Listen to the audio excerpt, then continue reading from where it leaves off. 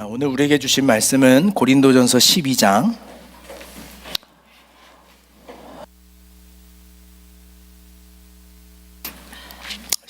12절에서 27절까지 말씀입니다. 고린도전서 12장 12절에서 27절까지의 말씀입니다.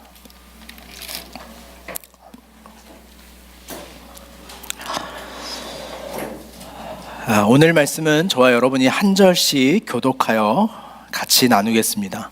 몸은 하나인데 많은 지체가 있고 몸에 지체가 많으나 한 몸인과 같이 그리스도도 그러하니라.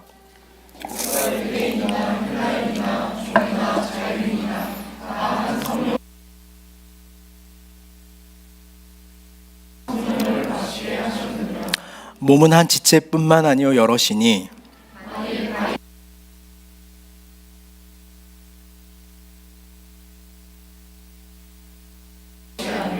또 귀가 이르되 나는 눈이 아니니 몸에 붙지 아니하였다 할지라도 이로써 몸에 붙지 아니한 것이 아니니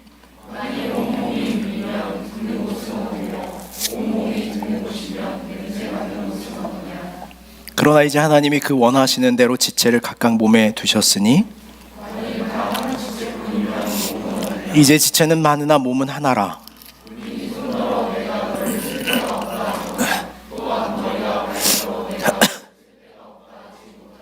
그뿐 아니라 더 약하게 보이는 몸의 지체가 도리어 요긴하고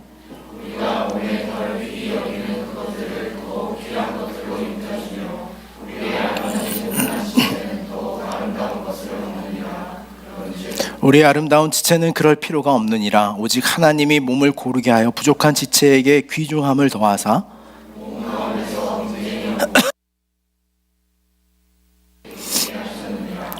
만일 한 지체가 고통을 받으면 모든 지체가 함께 고통을 받고 한 지체가 영광을 얻으면 모든 지체가 함께 즐거워하느니라. 그리스도의 몸이라 제 각 부분이라. 아멘. 하나님의 말씀입니다.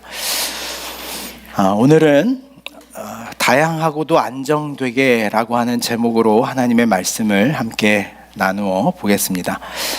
인간을 만물의 영장이라고 부릅니다. 이 영장이라고 하는 표현이 굉장히 어려운 표현인데요. 이 영장이라고 하는 것은 그 모든 피조물, 모든 지어진 존재들을 다스리는 지배자다라고 하는 개념에 있어서의 이 영장이라는 단어를 씁니다. 인간다움이라고 제가 자주 소개했던 이 책을 오늘도 좀 여러분께 소개할까 합니다. 이 책에서 이런 이야기를 하나 우리에게 소개하는데요. 인간이 어떻게 세상을 지배자로 만물의 영장으로 설 수 있었을까라고 하는 점을 이야기하면서 이렇게 말합니다. 이 호모사피엔스라고 하는 인류의 어떤 종이 어떻게 물리적으로 이 연약함에도 불구하고 세상을 지배할 수 있게 되었는가라는 이야기를 하면서 과거에 한 우리 조상 중에 누군가가 사냥을 하기 위해 사냥터로 갔는데 이 곰을 만났다고 상상을 한번 해보는 겁니다. 불곰을 만났는데 그 한 사람이 물리적으로 어떻게 그 불곰을 이겨낼 수 있을까라는 의문입니다.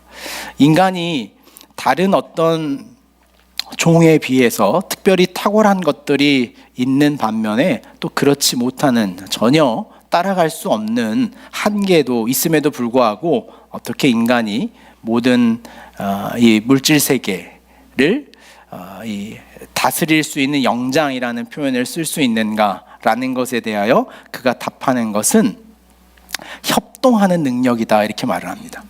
그러니까 모든 육체를 가지고 있는 모든 짐승들 가운데 유일하게 가장 긴밀한 협동을 할 수 있는 것이 인간이라고 말합니다.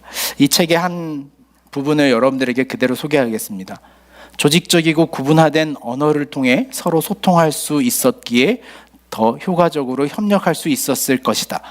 언어가 발달하는 데는 지능과 신체, 특히 구강의 구조가 영향을 미쳤을 것으로 보인다라고 말합니다. 그러니까 인간이 언어를 사용하고 다양하게 언어적 의사소통을 하는 것은 그 의사소통을 통하여 더 긴밀한 연합, 연대를 이루어가는 것에 있습니다. 우리는 우리가 필요한 것들을 더 자세히 설명하기 위한 언어를 발달시켜온 존재다라고 보는 게 이 생물학적인 인간의 이 우생학입니다. 말이 안 통한다라는 표현을 우리가 쓸 때는 내가 전달하는, 내가 필요로 요구하는 것들을 완벽하게 그가 이해할 수 있는가에 따라서 우리는 말이 통한다, 통하지 않는다라는 표현을 하게 됩니다. 오늘 바울은 이 연합과 연대라고 하는 이야기를 예수 그리스도와 함께 연결합니다. 예수 그리스도가 이 땅에 오심을 한번 생각해 보라는 것입니다. 이 예수 그리스도가 가지고 있는 이 연합과 연대, 죽음과 부활의 연합, 신과 인간의 연합, 창조주와 창조된 피조물의 연합, 이것이 예수 그리스도 안에서 이루어진 연합이라고 말하는 것이 오늘 바울의 첫 시작입니다. 예수 그리스도가 가지고 있었던 구원의 내용과 목적과 의미가 다만 이 세상에 그 의미와 목적만 전달되는 것이 아니라 인간이 감내해야 할 고통, 한계, 절망, 배고픔이라고 하는 것을 함께 포함해 그 안에서 어우러지는 것이 그리스도라고 말합니다. 요한복음 1장 14절 말씀을 같이 한번 읽겠습니다. 같이 읽겠습니다. 시작. 말씀이 육신이 되어 아버지의 독생자의 영광이요 은혜와 진리가 충만하다. 말씀이 육신이 되어 우리 가운데 거하시는 예수 그리스도의 성품은 이 말씀이 육신이 되었다는 것에 연합이 있습니다. 그러니까 말씀이 어떻게 그 의미와 가치와 형식이 실체가 되었는가요? 여러분도 마찬가지입니다. 여러분들이 생각하고 있는 행복해야 하고 잘 살아야 하고 건강해야 한다는 여러분의 내면의 의식이, 내가 가지고 있는 삶의 목적성이 어떻게 실제가 되는가의 연합을 말하는 것이 신앙이 말하는, 기독교가 말하는 연합의 일체입니다. 좀 더 건강하게 살아야 되는데, 내가 다른 사람에게 좀 더 선한 사람이 되어야 되는데, 내가 좀 더 부지런해야 된다라고 하는 우리의 삶의 목적과 의미와 의식이 있는데, 그것을 자신의 삶의 몸으로 옮겨낼 수 있는 사람은 분명히 본인 안에서도 스스로 연합을 경험하지 못하는 혼란을 경험하며 살아가는 사람들일 것입니다. 내일 아침에 일찍 일어나야 된다는 의식과 사고가 있는데 아침에 눈을 떠 시계를 보니 이미 그 정한 시간이 지나갔다면 우리는 연합이 깨어졌다, 일치하지 못했다라고 말할 수 있습니다. 예수 그리스도가 고통을 감내하며 인간과 섞이기 위해 육체를 입으셨다는 것, 섞이기 위해 육체를 입어 오늘 우리의 삶에 찾아오셨다는 것, 그것이 오늘 시작하는 12절의 말씀입니다. 12장 12절 말씀을 다시 한번 같이 읽겠습니다. 몸은 하나인데 많은 지체가 있고 몸의 지체가 많으나 한 몸임과 같이 그리스도도 그러하니라. 그리스도도 그러하니라 라고 하는 이 그리스도의 그러함이라고 하는 것이 여기에 해당합니다. 예를 들어 우리의 마음과 몸이 함께 행동하는 것들이 있습니다. 손을 모아 누군가에게 공손함을 대하는 것은 그 손의 행위뿐만 아니라 그 사람이 가지고 있는 마음의 진정성을 담은 것이죠. 예를 들어 우리가 간절한 기도를 하기 위해 무릎을 꿇는다는 것은 무릎이 굽혀진 일이 아니라 그 무릎을 꿇는 일 안에 그의 마음의 간절함과 진실함이 함께 담겨져 있어야 그것이 연합이라는 거예요.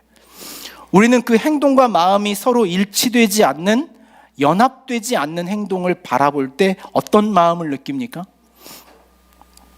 여러분 어떤 마음을 느끼세요?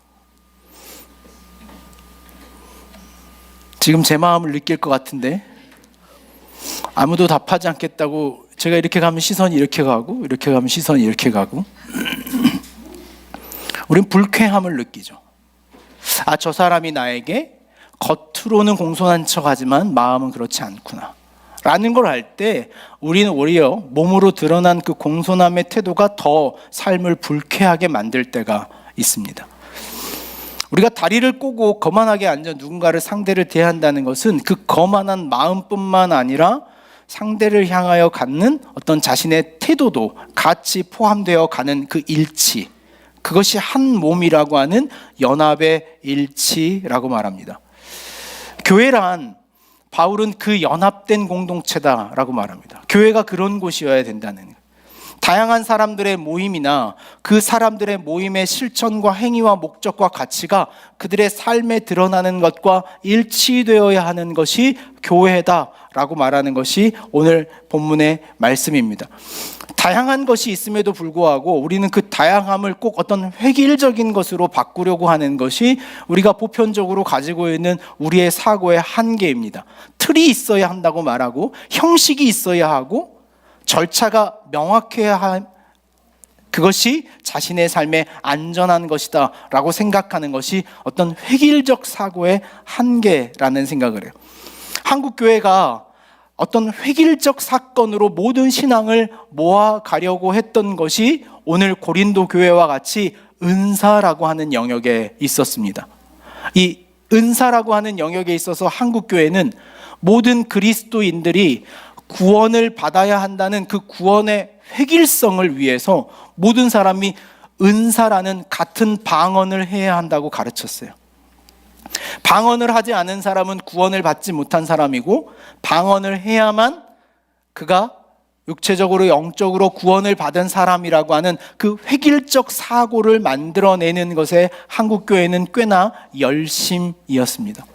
그러나 우리가 자세히 살펴보면 각자 받은 바 구원의 확신, 또 구원이라고 하는 것이 누군가는 방언으로 나타나겠지만 누군가는 또 다른 방식으로 자신의 구원을 경험하는 것이 우리 각자의 신앙의 모양과 모습이라는 것을 확인하고 찾아내는데 한국교회는 꽤 오랜 시간과 오랜 노력을 쏟아야만 했습니다. 구원의 고백은 다 다를 수 있습니다. 구원의 경험 역시 다 다를 수 있습니다. 내가 경험한 구원이라고 하는 것의 어떤 경험치와 상대가 누리는 구원의 경험치가 서로 다른데 무엇이 더 우위에 있는가, 무엇이 은사적으로 더 탁월한가라고 따지는 것이 얼마나 우리에게 큰 어리석음이었으며 교회를 힘들고 병들게 하는 일이었는가 이제 우리는 비로소 알게 됩니다. 오직 예수 그리스도만이 우리에게 구원이라는 사실이 명확함에도 불구하고 우리는 그리스도가 우리에게 누군가는 손으로, 누군가는 발로, 누군가는 눈으로 그 구원을 이루어야 한다라는 것을 말씀함에도 불구하고 우리는 모두 눈이 되어야 한다고 말해왔고, 모두 손이 되어야 한다고 말하기도 하고, 모두 발이 되어야 한다라고 획일하고 규정화, 규범화 시키는 것에 굉장히 앞서 왔습니다. 교회 공동체의 통일성은 오직 예수 그리스도뿐입니다. 교회가 유일하게 통일될 수 있는 한 가지 원리는 오직 예수 그리스도 외에는 그 무엇도 될 수 없습니다. 문제는 우리가 그럼에도 불구하고 우리 각자가 교회를 어떤 획일적 시선으로 바라본다는 거예요. 여러분들이 교회를 획일적 시선으로 바라보고 있는 대표적인 예는 교회가 어때야지라고 하는 여러분의 의식과 생각입니다. 교회는 이렇게 되어야지, 교회가 이렇게 되는 것이 옳지라고 생각하는 그 획일적 사고에 교회 안에 어떤 모양으로 존재하는 타인을 우리는 배제하거나 그를 수용하지 않고 그를 그 공동체에서 쫓아내는 것이 교회를 이루는 일이라고 생각하는 것이 오늘 우리가 가지고 있는 교회에 대한 획일적 판단의 한계입니다. 바울이 그것을 몸으로 소개하는 것처럼 저도 이 사실을 몸으로 좀 여러분들과 이야기해 볼까 합니다. 제가 이 몸으로 하는 운동 중에 이 웨이트 트레이닝을 하는 것 중에 가장 하기 어려워하는 게 이 턱걸이를 가장 어려워합니다. 그 왜 안 되는지 잘 모르겠어요. 가만히 앉아서 이렇게 당기는 힘으로는 한 60kg까지는 당기는데 왜 몸을 들어 올리지 못할까 이런 생각을 해요. 몸을 들어 올리지 못할까 이렇게 생각을 하다가 제가 어느 날 헬스장에 가서 이런 생각을 한번 했습니다. 이 몸을 들어 올리는 데 필요한 건 상체 근육만 있으면 된다는 생각이 든 거예요. 그래서 그러면 턱걸이를 잘 하려면 다리를 뜯어버리면 좋겠다. 다리를 뜯어놓고 분리해서 뽑아놓고 상체만 한다 그러면 한 20개 정도는 그래도 할 수 있겠는데? 라는 생각을 제가 하고 다리를 뜯기 시작한다고 여러분 상상해 보십시오. 필요 없다고 버리는 것이 아닌 몸의 구조, 바울은 그것을 교회라고 하는 신비 속에서 우리의 이 상상을 이야기하고 있는 거예요. 발가락 하나만 아파도 우리가 걸어 다니는데 굉장히 불편함을 느낍니다. 발톱 하나만 조금 일어나 있어도 우리는 걸어 다니는 이 일 자체를 힘들어 합니다. 필요 없다고 버리는 것이 아니라 몸에 있는 모든 지체가 다양한 구조를 가지고 그 균형을 맞추는 거예요. 턱걸이를 할 때 제가 요즘에 이제 운동을 다시 시작하면서 유튜브에서 턱걸이 하는 법을 굉장히 많이 영상으로 봤어요. 근데 영상으로 보니까 저는 이 턱걸이를 할 때 팔에만 힘이 있으면 되는 줄 알았더니 그러지 않더라고요. 배에 힘을 주는 법을 배워야 된대요. 그리고 다리 역시 같은 힘을 주고 그 올라가는 힘의 보조를 맞춰야 된다는 거예요. 턱걸이는 팔이 하고 있는데 배와 다리가 같이 힘을 써야 하는 것, 그게 교회라는 거예요. 움직이기는 팔이 움직이고 있지만 전혀 움직임에 도움이 될 것 같지 않는 배와 다리가 함께 힘을 쓰는 이 연합의 신비를 이루는 것, 그것이 교회여야 한다는 거예요. 마찬가지 교회입니다.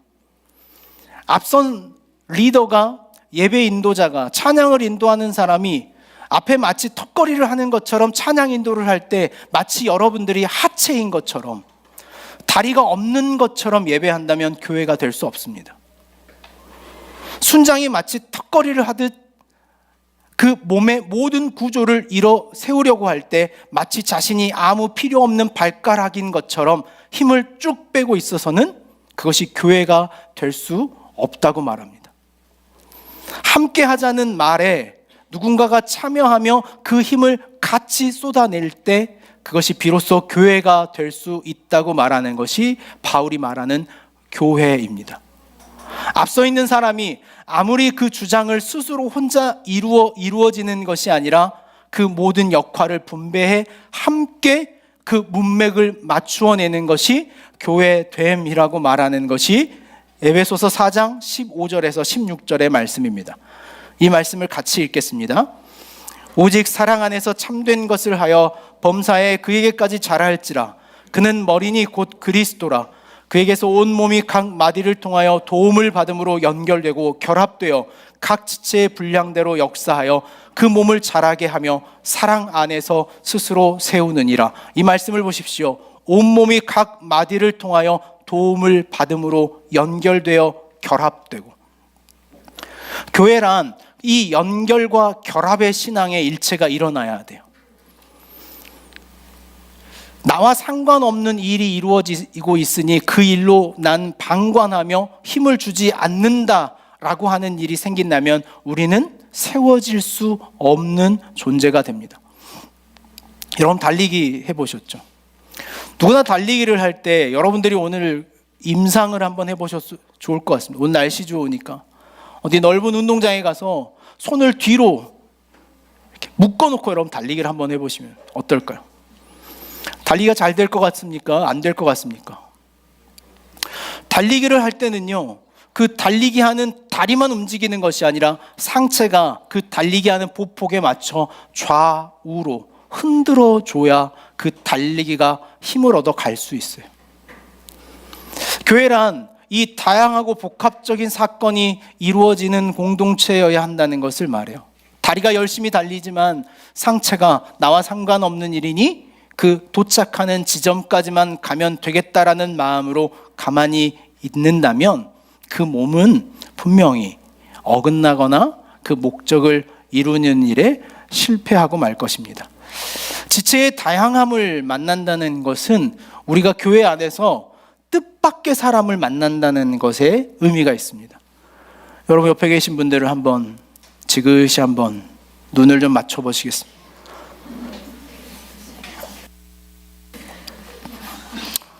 내 인생의 뜻밖의 사람들과 만났습니다. 제가 이 말씀을 준비하면서 뜻밖의 사람들을 만났다 이런 생각을 참 많이 해요. 이해가 안 되는 모양도 참 많습니다. 야, 참 사람 나와 다르게 살아간다. 교회가 그 뜻밖의 사람들과 만나서 살아가요. 바른 다리에게 참 뜻밖의 사람을 만났다는 생각을 하기에는 제법 일치하지만, 다리가 폐를 이해하기에는 굉장히 뜻밖의 존재다라고 이해할 것 같아요. 다리가 가지고 있는 물리적 활동과 폐의 물리적 활동은 너무나 서로 다르거든요. 다리가 폐를 이해할 때 진짜 뜻밖의 존재다. 어떻게 쟤는 아무것도 하지 않고 들어오는 공기만 거르고 있을까? 우리의 위가 생각하기에는 귀라고 하는 존재는 참 뜻밖의 존재일 것 같아요. 드러내 아무것도 보여지지 않는 그 무엇이 서로 다른 존재로 받아들여지는 것이 교회라고 말합니다. 인생에 있어서 가장 뜻밖의 존재를 만나는 건 오늘 창세기 2장 24절에 있는 부부의 관계고 자녀라고 생각해요. 저희는 뜻밖의 존재를 넷이나 만났어요. 이 자식들을 보면 어쩜 저렇게 어디서 저게 나왔을까 싶을 만큼 뜻밖의 모양을 갖출 때가 있어요. 저건 잘 모르겠다. 저건 왜 그럴까? 근데 여러분, 가정은 뭡니까? 그 뜻밖의 존재를 내 일이라면 포기했을 그 일을 포기하지 않고 끝까지 함께 참여하는 것, 그것이 한 몸이라고 하는 가정의 공동체의 속성이지 않을까 생각을 합니다. 교회의 일치와 연합을 바울은 이 몸이라고 하는 굉장히 독특한 구조를 가지고 우리에게 소개합니다. 김화진이라고 하는 젊은 작가의 책 하나를 소개합니다. 나주에 대하여라고 하는 책이에요. 이 책에는 8가지의 각자 다양한 주제를 옴니버스 방식으로 엮어낸 에세이집입니다. 이 책에 보면 한 글귀가 있어 제 마음에 참 좋았습니다. 여러분들에게 그대로 소개할까 합니다. 나는 회복하는 느낌을 안다. 누군가에게 받아들여지는 기분이라고 말합니다. 자신의 인생이 회복하는 느낌을 아는데 그 느낌은 누군가에게 받아들여지고 있는 기분과 같다는 거예요. 이 책의 저자는 그러므로 타인을 궁금해하는 마음, 타인을 이해하는 마음, 타인이 돼보려고 하는 이 모든 마음은 모두 결국에 누군가를 좋아하는 일에서부터 시작된다라고 말해요. 우리는 누군가를 좋아하기 시작하면 그 사람을 궁금해합니다. 여러분, 그런 마음 아시죠? 그것도 아직 경험이 없으시진 않을 것 같은데, 누군가를 좋아하기 시작하면 그의 삶이 궁금해지는 것 아닙니까? 취향이 궁금하고 어디에 사는지, 어떻게 살아왔는지를 궁금해하는 타인에 대한 궁금함, 좋아하는 마음이 생기면 그 사람의 모든 행동을 이해하게 된다 그래요. 그렇지 않습니까? 뭘 어떻게 해도 이해가 됩니다. 그리고 그것을 자신과 다름이라고 생각하며 굉장히 특별하게 여겨요. 근데 사랑이 식기 시작하면 자신과 다름으로 인하여 불쾌함을 느낍니다.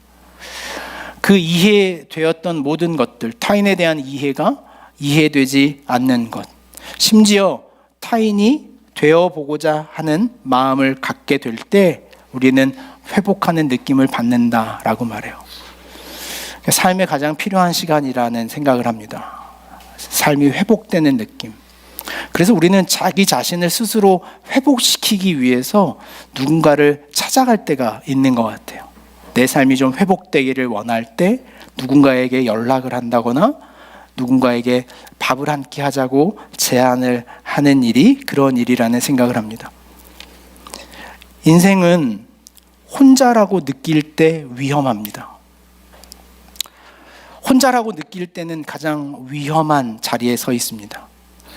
제가 오늘 이 말씀을 생각하면서 한 가지 제 안에 발견한 사실이 있는데요. 그건 뭐냐면 인생은 혼자 있고 싶을 때와 혼자라고 느낄 때 사이를 반복하여 움직이는 진자 운동과 같은 것은 아닐까라는 생각을 해요. 혼자 있고 싶을 때와 혼자라고 느낄 때, 우리 삶이란 그렇지 않을까? 좀 혼자 있고 싶다라고 하는 생각과 난 세상에 홀로 있는 것은 아닐까라는 이 진자 운동 사이를 다양하게 훑어 살아내는 것, 이것이 우리 인생이 겪는 삶의 다양성이라고 생각을 해요. 교회도 그렇습니다. 우리 삶도 그렇고 가정도 그런 것 같아요. 즐거울 때도 있고 즐겁지 않을 때도 있습니다. 우리는 그것을 마치 진자 운동을 하듯이 왔다 갔다, 뭔가 될 것 같은 가능성이 보이기도 하다가도 어느 날은 정말 될까라고 하는 절망과 만나게 돼요. 제가 이따금 교회를 바라보는 제 마음이 그럴 때가 있습니다. 와, 이게 될까? 근데 그것이 아닌 날도 있습니다. 이래서 될까?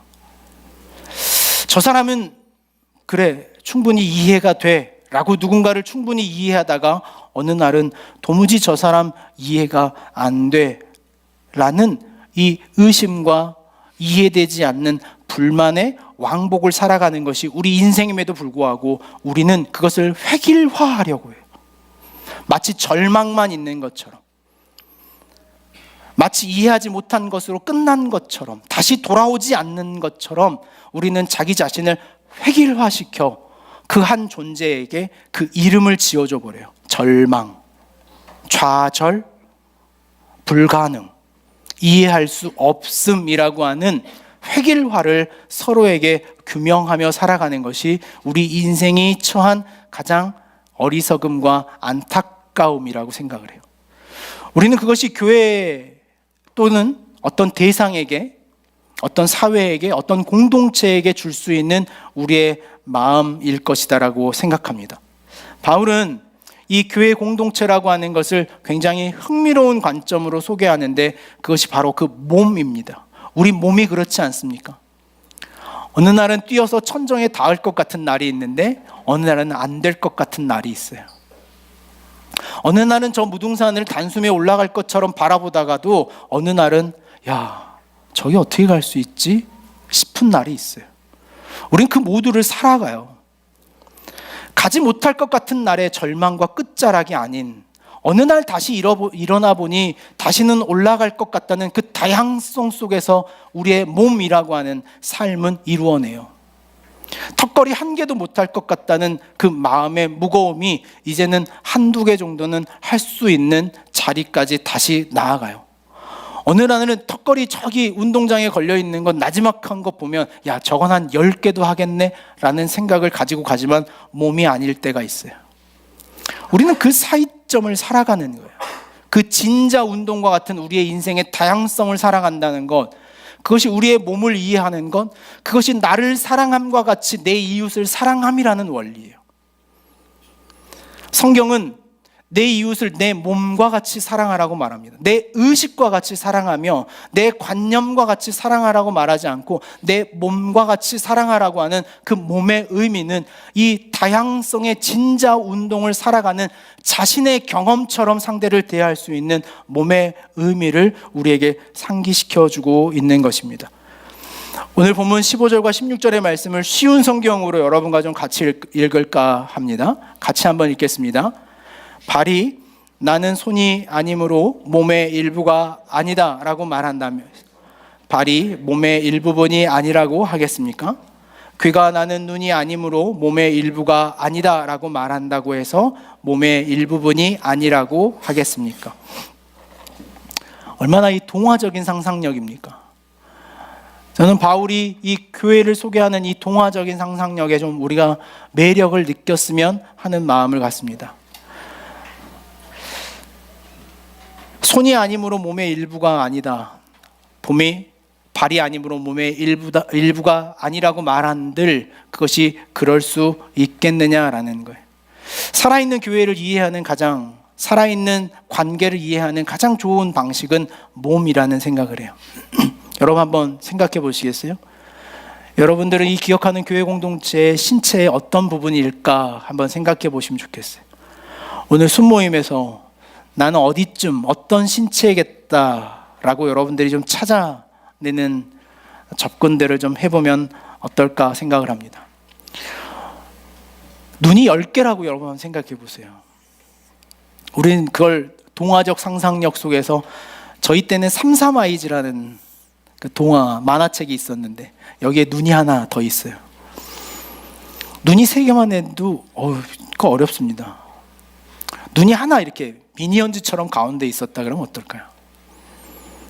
눈을 딱 2개, 코를 하나, 입을 하나, 그 지으신 하나님의 몸의 질서가 교회 안에 질서적으로 있어야 한다는 것이 바울이 말하는 몸이에요. 하나님의 창조의 질서가 우리 몸 아닙니까?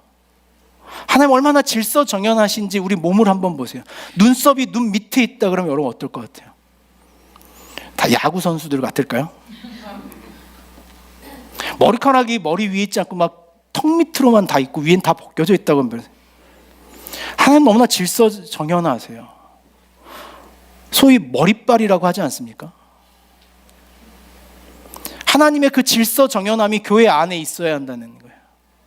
누군가는 가르치는 사람으로, 누군가는 그것을 따라가는 사람으로, 그것이 그 질서 안에 조화를 이루어야 하는데 입이 눈보다 아래에 있다고 입이 질투하여 눈을 향하여 분노하지 않는다는 거예요. 그것이 교회의 질서이며 몸을 이루는 가정의 질서이며 삶의 질서라는 거예요. 관계에도 질서가 필요해요. 성경은 믿음이라고 하는 단어보다 더 많이 등장하는 단어가 서로라는 단어입니다. 우리가 가장 중요시 여기는 신앙의 믿음이라는 것보다 이 성경책은 서로라는 단어를 더 많이 담아내요. 이 서로라고 하는 단어의 헬라어는요, 알렐론이라고 하는 단어를 씁니다. 이 알렐론이라고 하는 단어는 어디에서부터 유래가 됐냐면 알로스라고 하는 단어에서 오는데, 이 알로스라고 하는 단어는 서로 다른 것이라는 개념에서 나옵니다. 알렐론이라고 하는 것은 그러므로 어떤 개념이냐면 서로 명확하게 다른 것을 서로라고 부르는 거예요. 나와 정확하게 다른 것을 서로라고 말하는데, 그 서로 사랑하라는 것이 신앙이 말하는 가장 중요한 계명이에요. 그 서로를 사랑하라는, 나랑 같은 것을 사랑하는 것이 아니라 나와 다른 것을 사랑하는 것이 서로예요. 서로 사랑하라는 규명이 몸된 교회 안에 이루어져야 할 가장 큰 복음의 원리이며 원칙이라고 말합니다. 우리가 서로 사랑하고 있다는 그 하나된 일치를 찾아낼 수 있는 길이 뭘까라고 생각해 보니 오늘 바울은 그 진리를 우리에게 이렇게 던져줍니다. 우리가 가지고 있었던 것처럼 본문 26절 말씀을 같이 한번 읽겠습니다. 같이 읽겠습니다. 만일 한 지체가 고통을 받으면 모든 지체가 함께 고통을 받고, 한 지체가 영광을 얻으면 모든 지체가 함께 즐거워하느니라. 바울은 서로가 하나라고 하는 이 통일한 가치 안에 존재함을 확인하기 위해서 필요한 도구가 하나 있는데, 그것이 고통의 유익이라고 말합니다. 일전에 여러분들에게 고통의 유익에 대해서 한번 나눈 적이 있는데 기억하십니까? 고통은 우리에게 어떤 유익이 있습니까? 고통은 우리를 익숙하지 않게 하는 유익이 있다라고 나눴어요. 모든 것이 익숙해져요. 맛있는 것도 익숙해지고, 행복한 것도 익숙해지고, 좋은 것도 익숙해지고, 즐거운 것도 익숙해지지만 인생을 살아가면서 유일하게 익숙해지지 않은 것이 있다면 그건 고통이더라고요. 그 고통에 또 한 가지 유익함이 있는데, 그건 뭐냐면 하나라고 하는 것을 확인하는 방식이 이 고통에 있어요.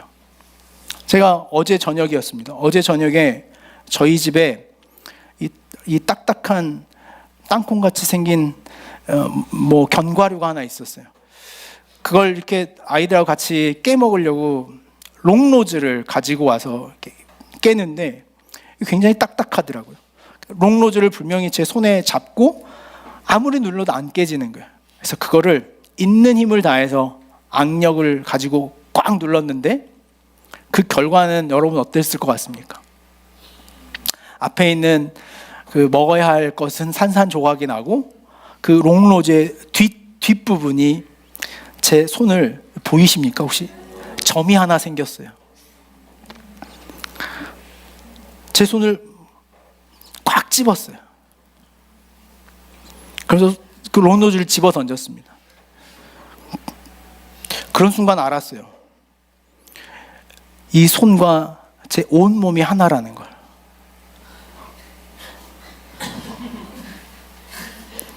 근데 또 하나를 발견했어요.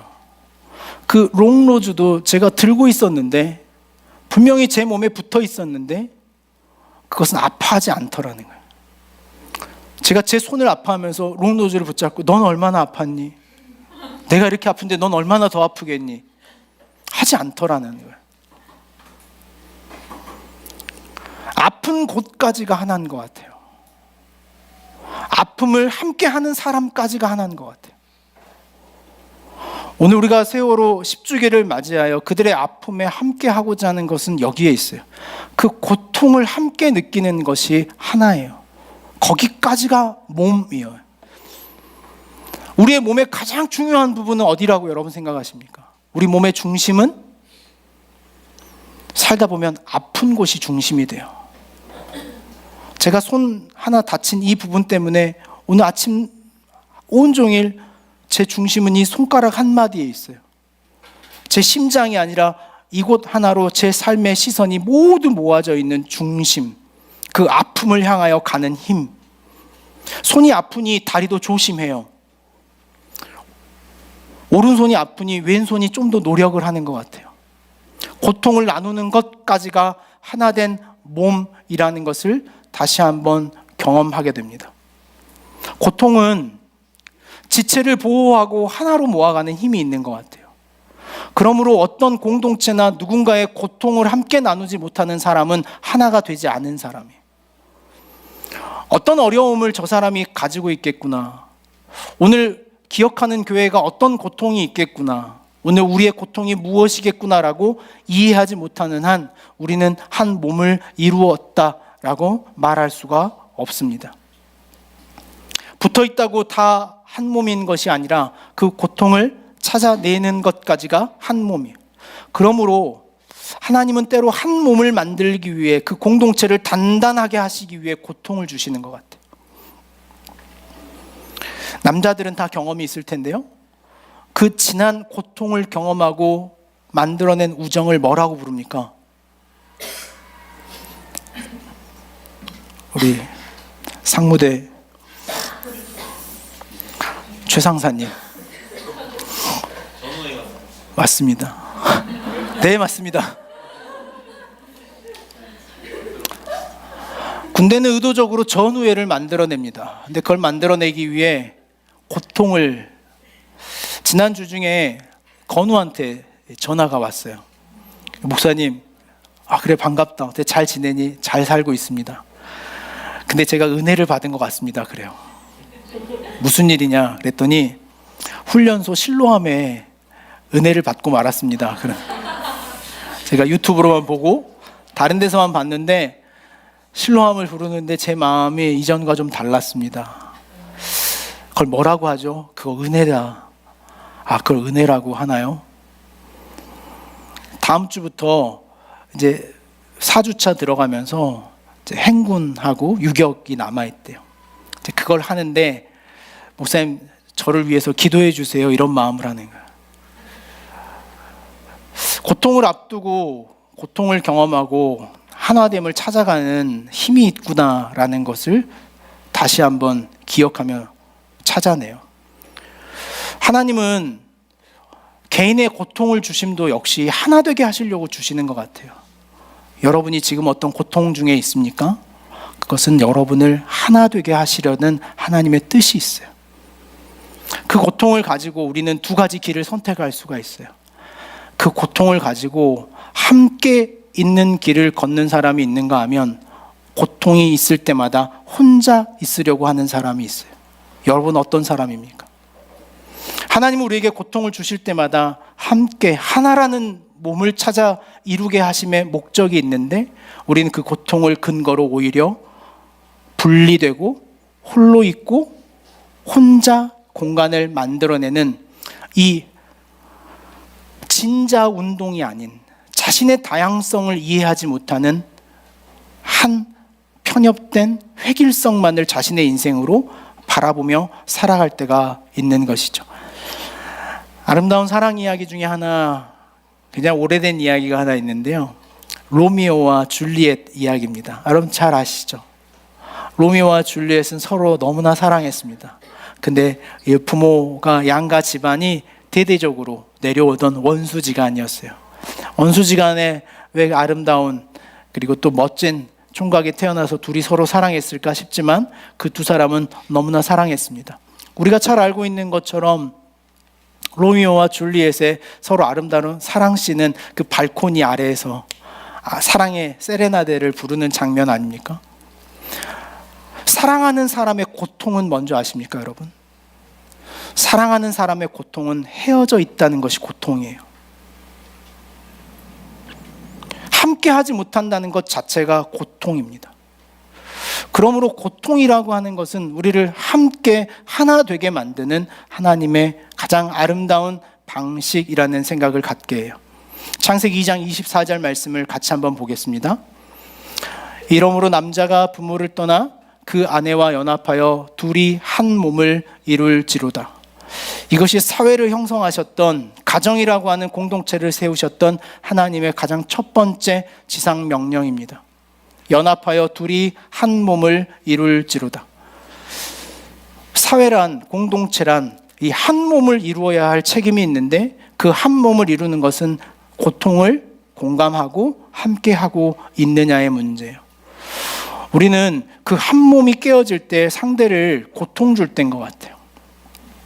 상대를 고통스럽게 하는 것으로 우리는 한 몸을 이루어야 할 우리의 아름다운 사랑을 깨트리고 있는 것은 아닌가 생각합니다. 가정과 교회, 그것을 성경은 몸이라고 말합니다. 바로 여기에 그 의미가 있다고 생각을 합니다. 고통이 있어서 떠난다는 생각을 할 때가 있어요. 교회 안에도 있다가 보면 자신이 사역하다가 그 지점이 좀 고통스러우면 떠난다는 마음을 갖습니다. 그것은 이미 사랑하는 마음이 없이 시작한 사역은 아닐까 생각해요. 조금 내 의견과 생각이 일치하지 않으면 그것부터 내려놓겠다는 태도를 취할 때가 있어요. 조금 누군가가 어떤 이야기를 하면 나 그거 안 할게, 그걸 안 하면 되잖아 라고 끊어내는 것은 어쩌면 우리가 고통을 인내하지 못하는 것이 아니라 사랑하지 않기 때문이라는 생각을 해요. 어떤 고통이 주어질 때 하나가 아닌 혼자의 길을 선택하고 있다면 돌이켜야 돼요. 그것이 얼마나 큰 위협인지 우리는 알아야 합니다. 26절 말씀을 함께 읽는 것으로 말씀을 맺고자 합니다. 함께 읽겠습니다. 만일 한 지체가 고통을 받으면 모든 지체가 함께 고통을 받고 한 지체가 영광을 얻으면 모든 지체가 함께 즐거워하느니라. 아멘. 고통을 감내하며 섞이면 오래 갑니다. 이 자리에 함께 여러분의 각자의 모양으로 참여하십시오. 기도하겠습니다. 고마우신 하나님, 하나님 안에서 함께 지어져가는 우리입니다.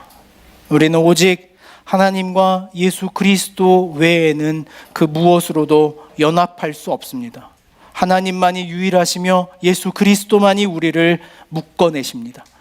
그 예수 그리스도의 십자가의 은혜가 우리를 묶어내셨고 말씀이 육신이 되어 이 땅 가운데 오심이 우리를 묶어냅니다. 그 다양한 우리의 삶을 묶어내는 은혜가 오늘 이 자리에 있게 하여 주옵소서. 각자의 삶의 절망과 좌절, 때로는 불만과 어려움, 행복과 좌절이라고 하는 다양한 삶의 자리를 묶어내는 연합의 힘이 오늘 우리에게 있게 하여 주옵소서. 그리하여 누군가 절망의 자리에 서 있는 자가 있다면 그것이 자신의 삶에 획일된 한 가지가 아님을 다시 발견하고 희망을 향하여, 소망을 향하여 다시 움직일 수 있는 자가 되게 하시고, 지나치게 자신의 삶에 자만하고 있는 자가 있다면 실패와 어려움과 고통이 자신의 삶에 직면할 수 있다는 겸허함의 마음으로 삶을 보듬어 갈 수 있는 저희가 되게 하여 주옵소서.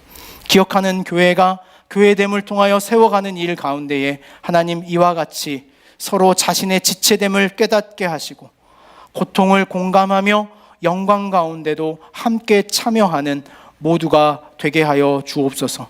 주께서 우리의 몸을 지으신 질서, 이 질서가 교회 안에 다시 한번 세워지기를 원하오니 교회 안에 리더십으로 세우신 자들에게 이 질서가 있게 하시고 아름다운 예배의 질서가 있게 하시고 기도의 질서가 있게 하시고 신앙의 질서가 다시 한번 세워지는 교회가 되게 하여 주옵소서. 우리 주님 예수님의 이름으로 기도하옵나이다. 아멘.